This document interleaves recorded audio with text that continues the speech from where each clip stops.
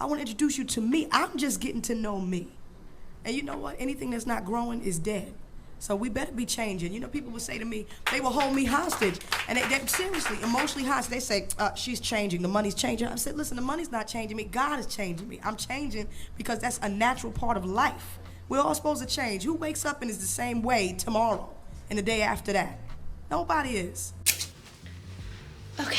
I'm on day 3 of my cycle, and we're gonna set some intentions and cleanse and detox. I don't know if anybody else is like this, but every time I get period cramps during my cycle, like, I really try my hardest to thug it out and not take any pain meds. I just try to drink tea and just breathe through it. You would not believe this, but Florida is actually going through a cold front today. It's like 60 degrees, which is unheard of. So I have on my fall fit today. We're gonna get ready to go to a coffee shop. We're in a very like slow seasonal change time of year. The past like 4 weeks have been like this, where there are days when I'm feeling super high, like I'm working and twerking, really enjoying my time, being present, loving life.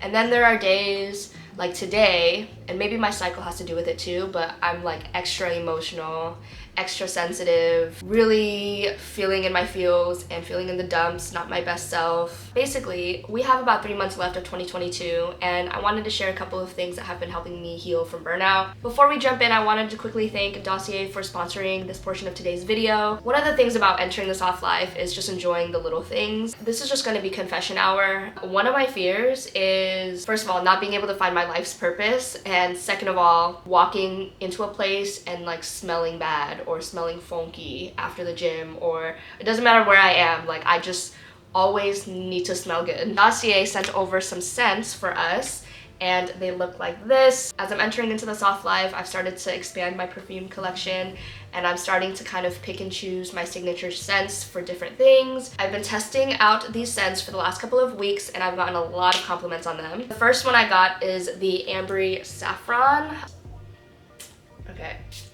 This is what you wear on like a first date, or like this is like an everyday scent for me. And it's inspired by Maison Francis Kurkdjian, the Baccarat Rouge perfume, which has been going viral on TikTok the last couple of months. Yeah, big fan. We're in love. And then the other scent I got was Floral Marshmallow. Let me tell you what I've heard about this perfume. You all know I love Rihanna. We all love Rihanna, who cannot? She uses the By Kilian perfume, and this is like very close.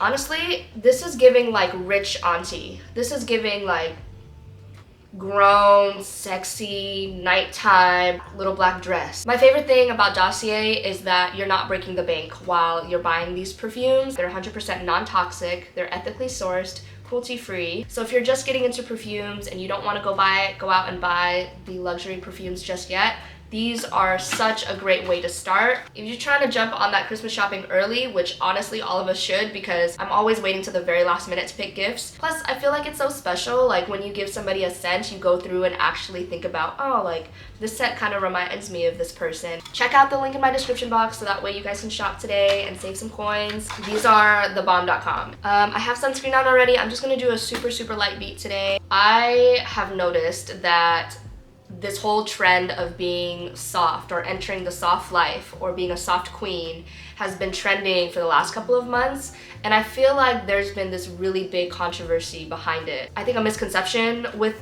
living the soft life is that it's supposed to make us lazy, and it's supposed to be you wanting to live a soft life means you don't have to work or you live a life of ease, when that's not really the reality for 85% of us that are part of the working class. It's a privilege for people to be able to take time off. The whole concept of a soft life to me is seeking balance, and that's what we're gonna be talking about today. I can't tell you guys how many times I've experienced burnout. It would get so bad to the point where I like would come home crying from work, or I would wake up so anxious. I would start projecting my stress and anxiety on other people, and it had such a big toll on my relationships because I was such a workaholic.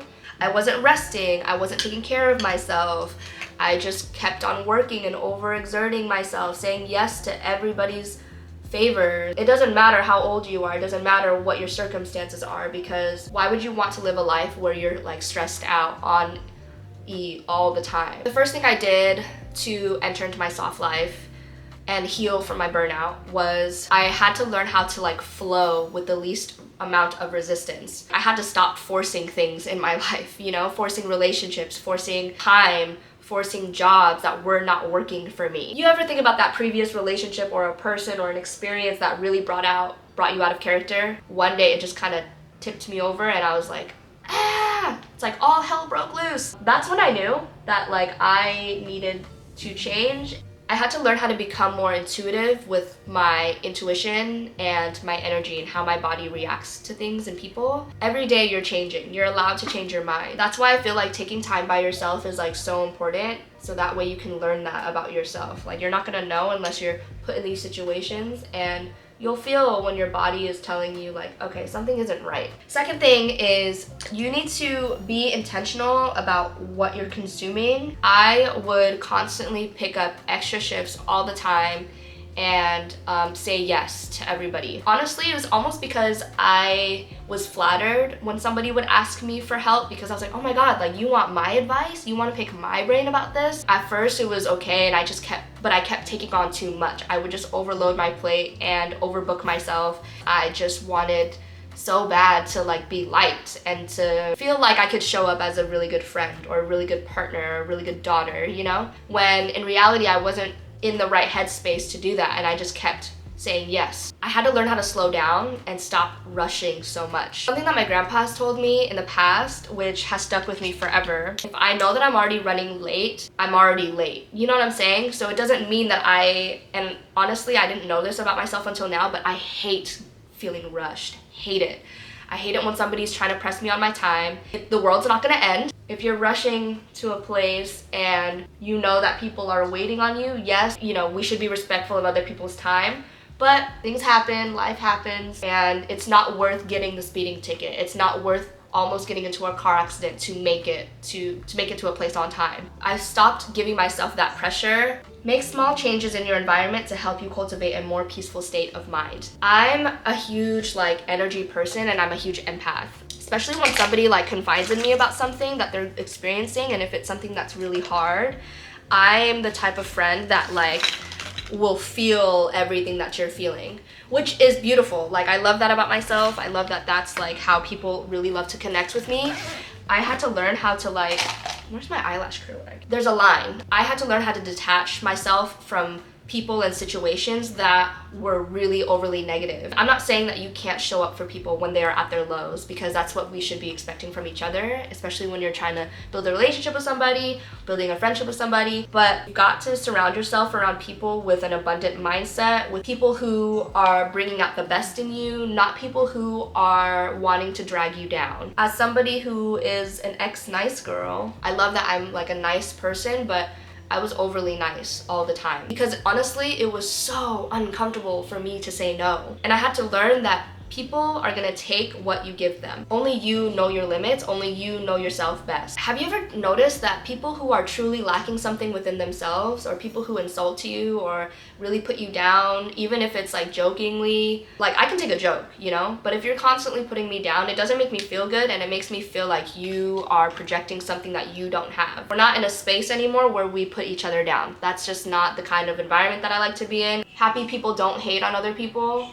That's the energy that we're bringing into 2023, okay? Trust me when I tell you, like, misery really loves company. And that leads me into like my next point, is learning how to set boundaries. I was conditioned to think that like I can just stay silent for the rest of my life and like not stand up for myself when something like really bugged me. Don't be afraid to correct people if they are making you feel uncomfortable. Small example is, I'm not sure if I told you guys, but I actually have two names. Angela is my English name, but I have a Vietnamese name. But I would never correct people whenever they tried to pronounce it. I would just be like, oh, nope, just call me Angela. Instead of giving people the benefit of the doubt, you know, to correct themselves and to say it correctly. Like when people get corrected, most of the time you're not gonna get backlash from it. And if you do get backlash from it, then like that's not your person, you know, just let it go. In situations where someone would make me feel uncomfortable when they say something, I am very adamant about being like, okay, I would just like pause and be like, okay, That was an out-of-pocket thing for you to say, and it didn't make me feel very good.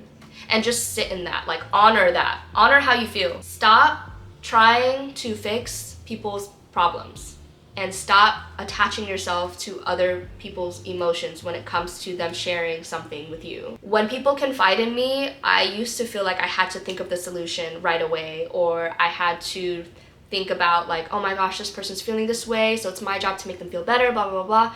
Which to an extent, yes, it's true. You can still be present for somebody while still honoring your needs, while still honoring yourself. I had to, and I'm currently learning how to stop self-sabotaging. Anytime that you do take a break, it almost feels daunting to do it because it's like, oh my God, I could be doing so many things with my time right now. Whew, can we just take a breath and relax? Like, okay, it's okay. The world is going to continue to revolve and spin. So it's okay to take some me time. It's okay to take a break. Stop telling yourself that you can't rest, because rest is productive. Okay, the last thing that I've been doing and things that I would like for you to do is to choose 3 activities that are off screen that are going to help you step more into your feminine energy. Some of the activities that I've been enjoying like off screen is reading, dancing, spending time in nature. If I'm not at the gym, really love going on walks. Side note, I just got this new lip liner. It's called New Truffle from NYX. SZA once said, I'm in no obligation to make sense to you. That means that you're honoring yourself and your feelings. I have this problem sometimes, and I've been working on it more, but I tend to over-explain myself a lot, and it definitely comes from a place of anxiety. It comes from a place of like, I need to be seen, be heard, and I need you to understand my point